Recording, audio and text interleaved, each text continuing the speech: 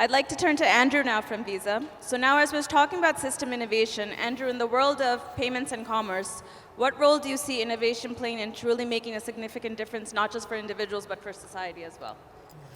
Thank you, Veena. I'll just go back to what the last speaker, Nena, said, which is we live in unprecedented times and in a world of access now.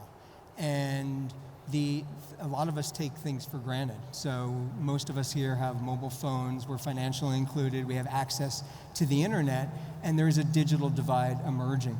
We need to be cognizant of the fact, though, that 1.7 billion people around the globe lack that access, whether it's access to a mobile device, internet, or financial inclusion.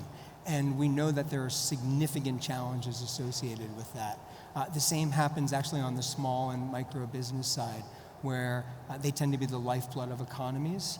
They tend to provide over about 90% of the businesses in the economy and tend to employ about 50% of the people. So not having access to the digital economy is a real problem, and the divide tends to grow. So we're really focused on the things that we can do to make that better with our partners and ecosystems. And we know through economic research that for every 1 percentage point increase in digital payments in an emerging economy, you see a 3% GDP growth dividend.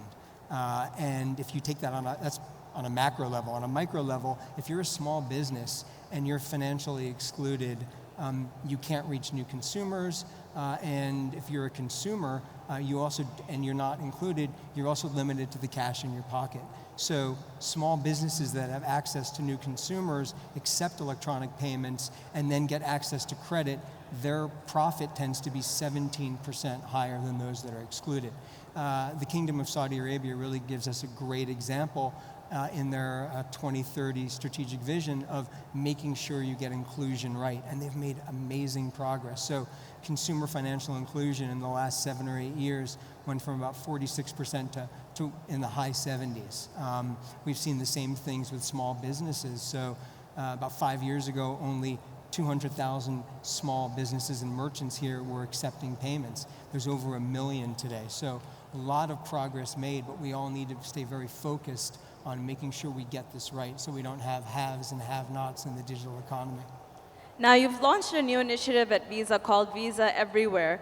Can you talk about what led to this initiative and how it's going to help with the social impact cause?